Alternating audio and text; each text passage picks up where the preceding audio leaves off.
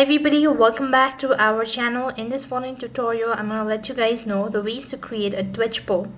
In order to create a Twitch poll, you just have to follow the simple steps. So first thing first, what you want to do is go ahead and log into a Twitch account. When you're logged into your account, that's gonna take you to the home page, which will look something like this. While you're on this page, go ahead and press on the profile from the top right hand side and go to channels. As you click on channel, then you need to go ahead and scroll down a bit. You can find the chat option at the profile, so click on it.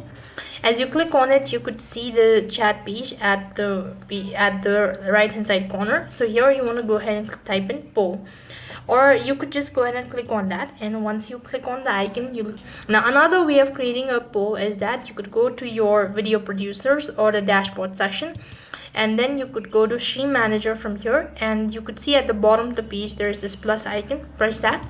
As you press on it, right over here you could find the